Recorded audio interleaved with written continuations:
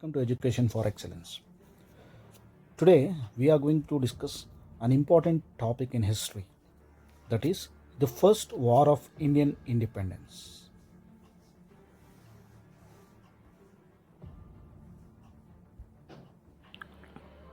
Dear students, the year 1857 has a great importance in Indian history. This year was witnessed for the revolt of Indians against British. This revolt was broke out due to the dissatisfaction of Indians against British East India Company. Earlier, we had many wars against British, but those wars were isolated. The revolt of 1857, called the first war of Indian independence by many Indian writers. This war was called the first war of Indian independence because this war got the support of people. Both Hindu and Muslims fought against British. Here in this chapter, we are going to discuss what were the causes made these people to take revolt against British. Most importantly, this revolt is also called Sepoy Mutiny. And we are going to discuss why this war got the name as Sepoy Mutiny and how this war became the great uprising in the year 1857. So as I said, we are going to discuss these causes in this video: political cause, social cause, religious, economic, administrative and military causes. So let's begin with the administrative causes. British used 4 ways to expand their administration in India. One, by outright wars. Second is doctrine of lapse, subsidiary alliance, and on the pretext of alleged misrule. Doctrine of lapse and subsidiary alliance were the two cunning policies what British adopted to expand their administration in India. Let's discuss all these causes. By outright of war.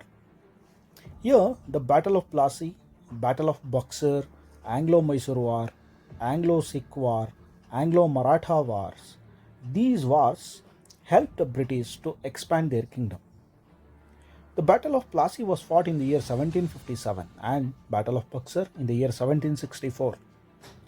By defeating Nawab Sirajuddaulah, by defeating Mir Jafar, and by defeating Hyder Ali and Tipu, and here by defeating Marathas, they expanded their administration in most of the major provinces of India. Because of lack of unity among Indians and greediness of few merchants, it helped the British to expand their kingdom. Where Battle of Plassey, which was fought between British and Nawab of Bengal Sirajuddaulah, made British East India Company territorial power increase rapidly, and the British tried to expand their political power by their policy of expansion. Doctrine of lapse.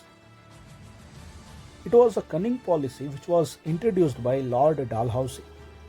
According to this, if an Indian ruler died without a biological son, his kingdom would lapse and that would come under the company's territory in India.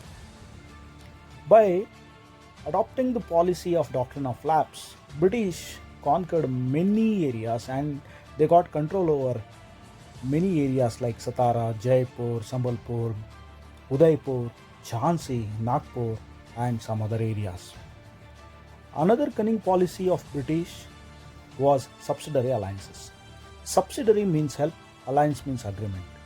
It is nothing but an agreement what British made with the Indian provinces to provide assistance to them, to provide protection to them from the internal and external dangers. It is an agreement where British East India Company had with Indian princely state, where this agreement or this policy become a cunning policy because it consisted with lot many terms and conditions which humiliated the Indian rulers. Somehow, those Indian rulers became puppet under the British rule. They lost their sovereignty because of these terms and conditions, where the Indian ruler who accepted this subsidiary alliance had to station the British army in his kingdom. Already he bared the economic expenses of his own army. With that, by adding a British army with his kingdom, made him to face the financial burdens. The concerned state had to bear the expenses of the army, as I told you, and the wages of soldiers, and also had to give certain revenue lands as well. The king has to have a British resident in his court, where British got control over the king indirectly. Such way, this cunning policy consisted with lot many terms and conditions, where they prohibited Indian rulers to make a treaty or any kind of agreements with other Europeans without the permission of British. In order to enter an agreement or a pact with any Indian government, the permission of the Governor General was mandatory. So, like that, by enforcing all these terms and conditions, they made most of our provinces, princely states, to come under the subsidiary alliance. Under subsidiary alliance, Hyderabad, Mysore, Tanjore, Awadh, and even Maratha, these all provinces came under the subsidiary alliance.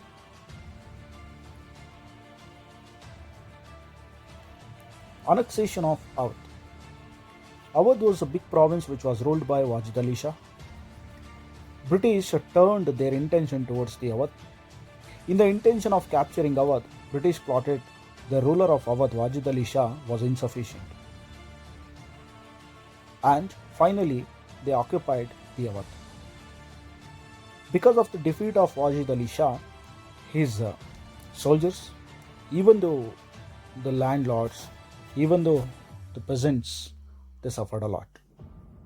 Later, Wajid Ali Shah's wife, Begum Hazrat Mahal, plotted to take revenge from the British during the revolt.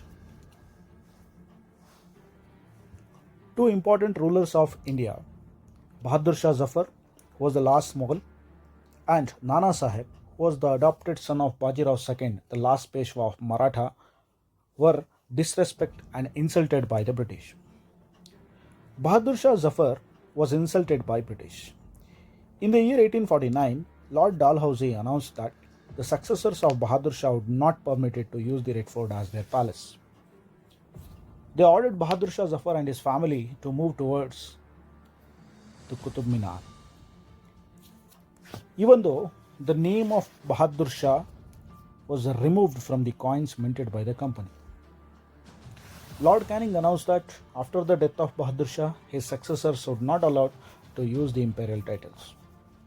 British intention of capturing Awadh became the reason for the 1857 revolt. Wajid Ali Shah was the ruler of Awadh. British plotted him as insufficient ruler and misgoverned. By this, company captured Awadh. Finally, Wajid Ali Shah's wife Begum Hazrat Mahal took active part in the revolt of 1857. Two rulers of India, Bahadur Shah Zafar and Nana Sahib, were insulted by the British. The disrespect shown to Bahadur Shah Zafar, where his name was removed from the coins minted by the company. In the year 1849, Dalhousie announced that successors of Bahadur Shah Zafar would not be permitted to use the Red Fort. Not only that, in the year 1856, Lord Canning announced that after the death of Bahadur Shah, his successors would not be allowed to use the imperial titles, which made Britishers as the enemies for Bahadur Shah and his supporters. This hurts the feelings of Muslims. In the same manner, the treatment which was given to Nana Sahib, it hurts the sentiment and feelings of Hindus.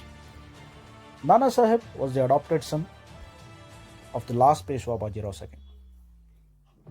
Here, the British refused to grant a pension to Nana Sahib, which were the paying to Bajirao II.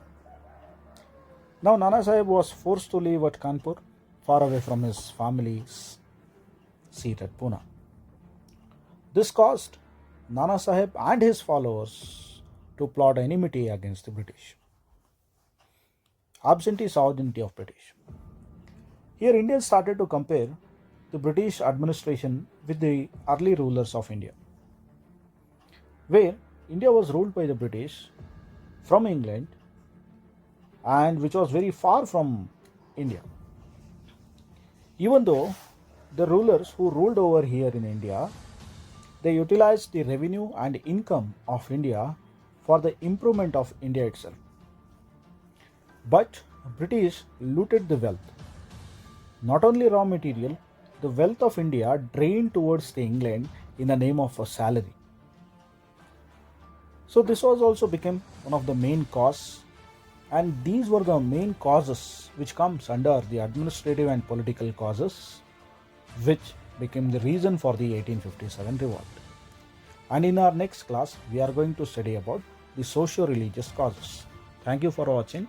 Please subscribe, like and share the channel Education for Excellence.